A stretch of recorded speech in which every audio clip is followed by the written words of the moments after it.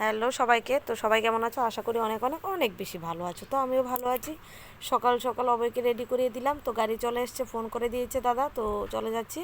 অভয় আবার অভয় পাপার মোবাইলটা হাতে নিয়েছে, আমি বলছি দুইটা মোবাইল তো আমি আবার আনার সময় আমার আনতে হবে, তো একটা রেখে যা। তো ওকে গাড়িতে দিয়ে আমি ঘরের জন্য কিছু জিনিস নিতে হবে, তো এসেছি যখন একবারই নিয়ে যাই। তো চলো কী কী নেই পরে বাড়িতে গিয়ে দেখাবো। ও তো চলে গেল, তো এখন আমি জিনিসগুলি নিয়ে বাড়িতে চলে যাই। তো হাঁটতে হাঁটতে চলে আসলাম বাড়িতে, তো এসে ব্রাশ টাশ করে তো রান্নাঘরে চলে যাব। তো চলে আসলাম এখন রান্না করে। তো বড়া কালকে রাত্রে তো দেখেছিলে তোমরা যে কিছু সবটা ব্যাটার তো আমি ডোটা রেডি করেছি, কিন্তু সবগুলি বানাইনি, কারণ রাত্রে বানালে এটা একটু কীরকম হয়ে যাবে। তো ফ্রিজে রেখে দিয়েছিলাম, তো এখন বানিয়ে নিচ্ছি। তো এগুলি এক জায়গাতে পাঠাবো, তার জন্য গাছের থেকে সবজি কেটে নিয়েছি, আর এদিকে গাছ থেকে নিয়েছি পেঁপে, আর সাথে আছে কিছু পেয়ারা, আর যাবে বড়া। তো কোথায় যাবে কি যাবে না, যখন কেউ কমেন্ট বক্সে এসে কমেন্টটা করবে যে খুব ভালো হয়েছে, তো তখন বোঝা যাবে যে কার বাড়িতে গিয়েছে।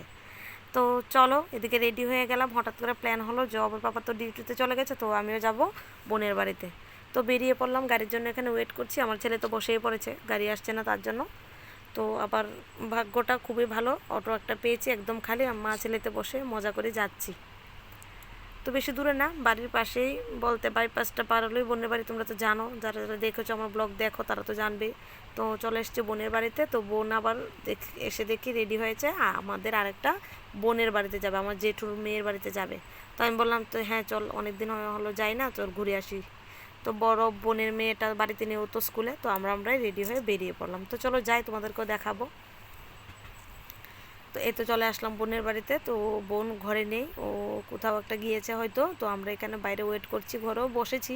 তো যেহেতু বাচ্চা কাচ্চা সবাই বাইরে, তো আমরা এখানে বাইরে খেলা করছি। তো আর বেশি ব্লগ করব না, সব সময় সব জায়গাতে ব্লগটা সবাই পছন্দ করে না, তো ক্যামেরাটা অফ করে দিয়েছি। তো এখন আসার পথে আইসক্রিমের দোকানে ঢুকেছি, ওরা তো আইসক্রিম খাবে, আমি বলছি আমিও খাবো। আমি অতটা আইসক্রিম ভালোবাসি না, কিন্তু পরের টাকাতে খেতে একটু ভালোই লাগে। বোন বলছে আরে আমি খাওয়াবো, তো খেয়ে নে। তো তার জন্য একটা নিয়ে নিলাম, তাও আবার বেশি দামি না, 20 টাকার নিয়েছি জানো তো। আর ওরা তো ওদের পছন্দ মতোই নিচ্ছে, তো নিয়ে নিলাম। তো চলো বাড়িতে যাই, কি আবার দেখা হচ্ছে। তো চলে আসলাম বাড়িতে, দেখো ওদের কাণ্ড কারখানা কী করছে, একটার পিঠে একটা উঠছে, কী করছে না করছে, মানে যতক্ষণ না ব্যথা পাবে ততক্ষণ শান্তি হবে না। তো বোনের মেয়ে তো বাড়িতে ছিল না, তো ও চলে এসছে। আসার সময় ও আবার বাচ্চাদের জন্য টিফিন নিয়ে এসছে, তো এটাই খাওয়া দাওয়া হচ্ছে। তো ব্লগটা আর বেশি বড় করবো না বন্ধুরা, এখানে শেষ করছি। যদি ভালো লেগে থাকে প্লিজ প্লিজ চ্যানেলটাকে একটু সাবস্ক্রাইব